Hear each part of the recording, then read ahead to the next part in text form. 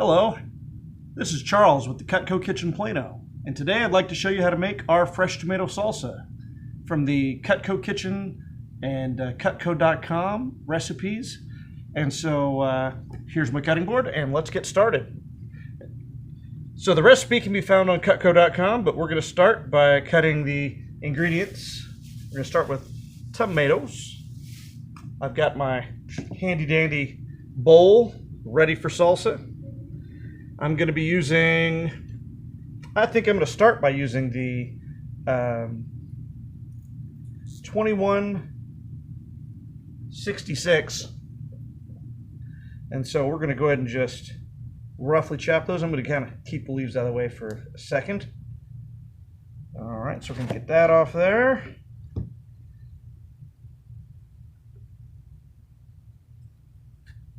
There we go. It just sails right through, no squishing. Nobody likes squished tomatoes, except people who love tomato sauce. And so we're going to dice and roughly chop about two, also say two. I like a nice balanced salsa. All right. Here, let me get these out of the way so you guys can see them.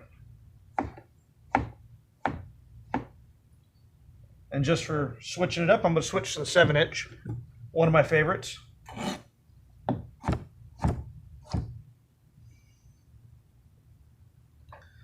And just so you guys can see multiple points of view on that, so I'm just passing you right through it. Easy peasy. And again, 1, 2, 3. Look at there, just easy and in half. And of course, you can always kind of give it a rough chop there, and one hand, two hand, but it just goes right through.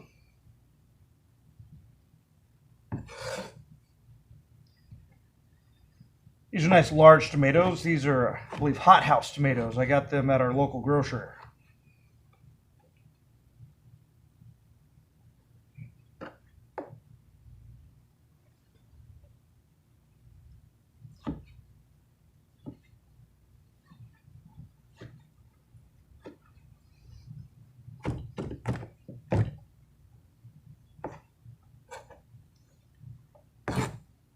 All right, so that's actually a lot of tomatoes. I was expecting less out of each tomato.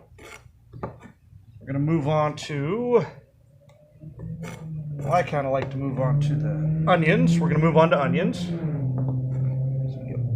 There we go. I try to take off the stickers and like the outer layer of skin. You know, make it easy. If it doesn't just easily come off, then it's probably just, that's enough skin. So, I'm going to cut it from root to stem, right in half. Okay. I'm also going to cut off this dry section off right here, you know, because that's going to be too hard to get slices out of. This is what they call a flat Italian red onion. All right, now that I took off the stem end, I'm going to go ahead and take this thinnest layer off.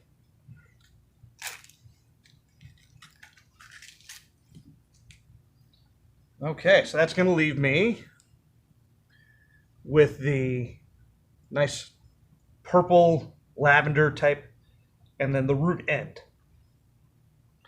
Switching knives again, because these are all great for chopping.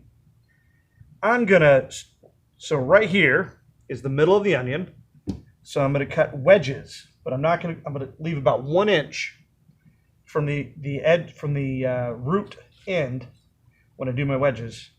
And if you go all the way through, it's okay. Just in general, we just want to try to give those nice wedges, because these are going to turn into a dice.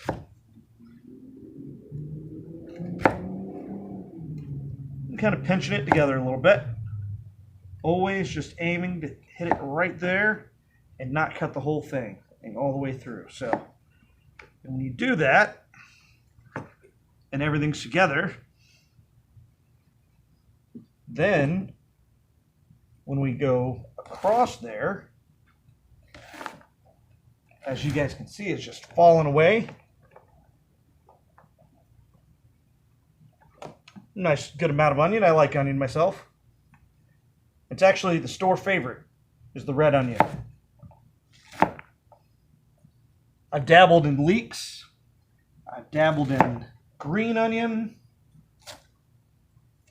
There we go. Look at there. And then, of course, if you do want to get all the way to the end, you can, after you cut as far as you can, then come across and just give it a nice little roll chop. And that'll separate that.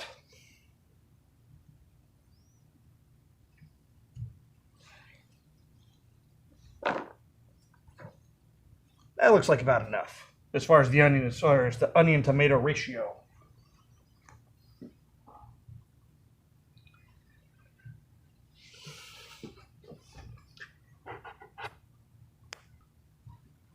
Oh, sorry guys, I had to go grab the cilantro. So I've got the cilantro now. Fresh from the store. Smells so just reminiscent of the fresh herb, as far as pico de gallo. And this also is a lot like a pico de gallo. So I think I'm going to stick with this guy for a little bit longer. And so I'm just going to do kind of like make sure my fingers are out of the way. Fingernails are behind finger knuckles. And just start rolling through it.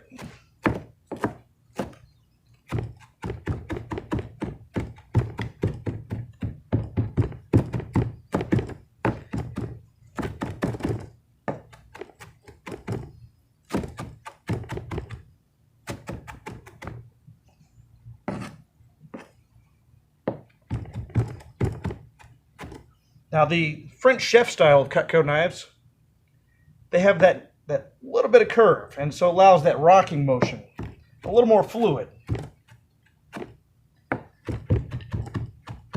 And the spine is nice and blunt, so it allows you to get that cilantro nice and small and do that roll chop and not jump around too much. So I would say that's about a 1/4 cup. I'm going to go ahead and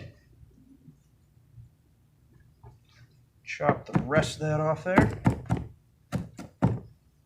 Here, let me get out of the way for you. The already chopped stuff.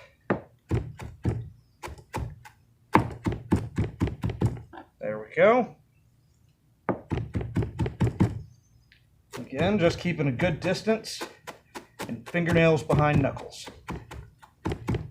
All right.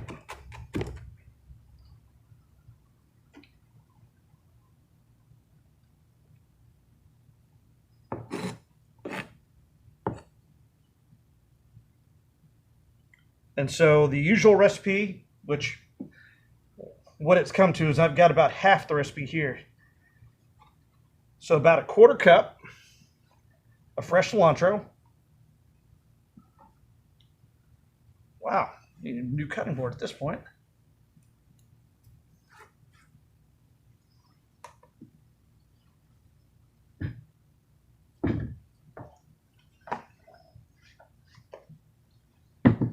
Good thing we moved on to smaller ingredients. And so I'm going to go back to my trusty 2166 5-inch Santoku. Now anybody knows you got to massage your limes.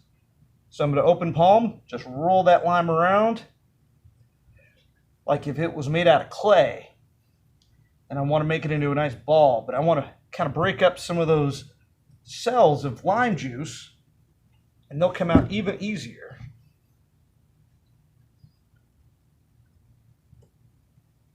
All right. Yeah, I think we got it. Yeah, it's going to feel like a racquetball. It's going to have some pliability. Now, because I'm going to do the chilies immediately after this, I want to get this lime cut that way. After, I'll just glove up and then finish the rest of the recipe. All right, there we go. You guys can see, just nice and pliable. All right, now we got some, anytime you tangle with peppers, especially the spiciers of the family, spicy peppers, I like to glove up.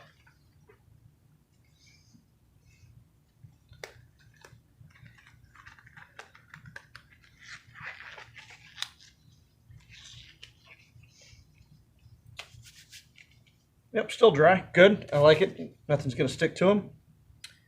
All right. So before the peppers, I'm going to go ahead and do my dry spices. And so we've got to do a little S&P. I've got my trusty Dream Farm or 2 pepper grinder. Now, if you're going to do a recipe, open that sucker up.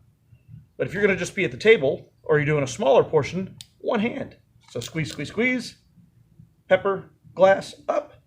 Or if you're going to really need a lot of pepper, you want to just, use those arm muscles and just crank her down. So, because it is a smaller recipe, and I've decided to set the grind a little smaller because I don't want to really see the pieces in there, I'm just going to go ahead and just crank her down a little bit. And as y'all can see, got a little pepper there. A little harder to see than if it was in my empty palm, but there we go. Okay.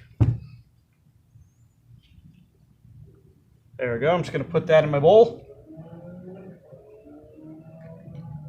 Put some old NaCl. Again, just a little bit of a pinch. There we go.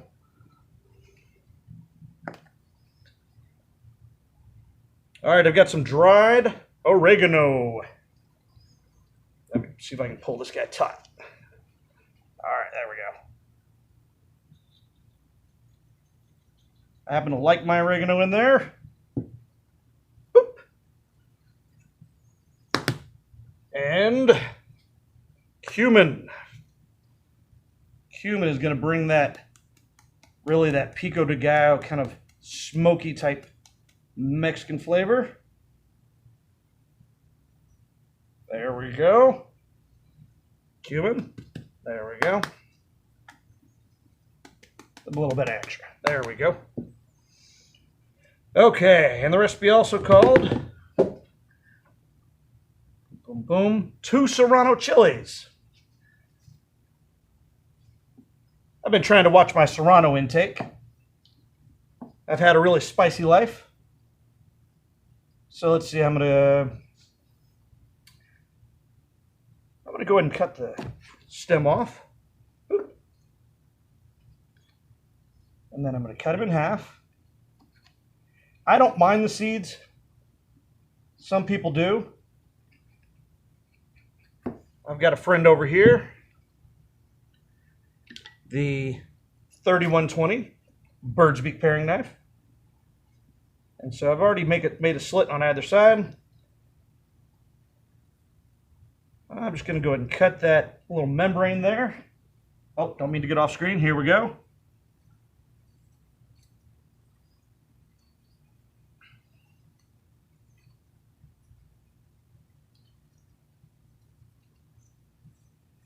Not the hottest of the chili family, but I'll give it its props.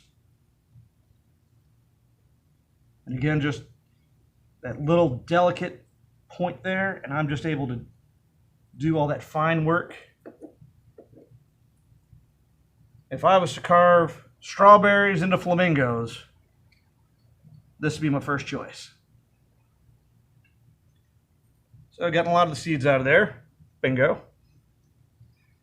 And we just make sure I got them all out of there. There we go. I've got a nice piece of, of the cutting board right back here.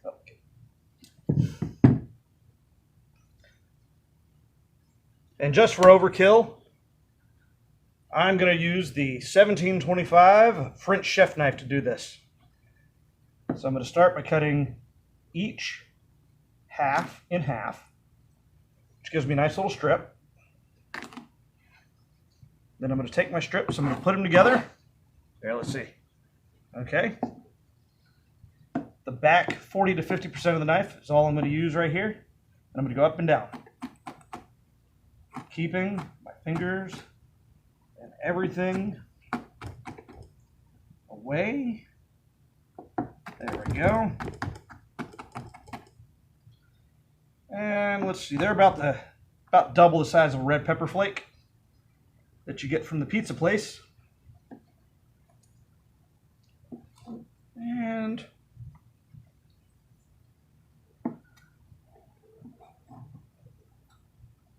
there we go.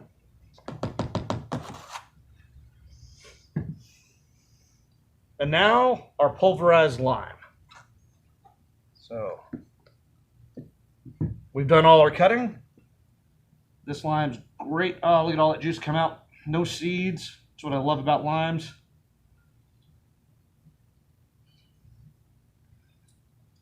Just torque down on that. The more you massaged it earlier, the easier you're going to be able to coax that lemon juice or that lime juice out of there. And since I really like lime, I'm going to just go ahead and do that other half. There we go. Oh, look at that. Oh, and go ahead and massage it right there from the inside as well.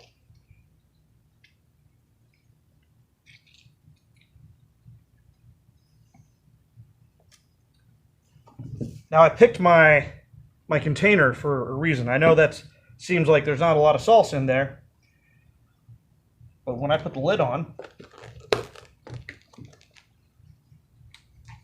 now that we're done with the peppers, I'm going to go ahead and deglove.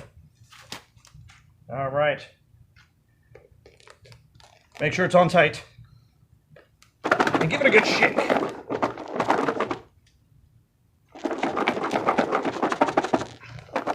And we're going to shake, shake, shake, shake, shake, shake.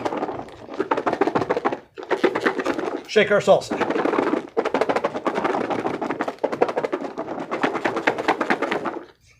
All right, so I've given it a good shake. Probably about 30 seconds. And I've got that great melange of flavors in there. Oh, and that is really, really fresh. And so that is a fresh tomato salsa. Thank you for joining me, and hope to see you next time.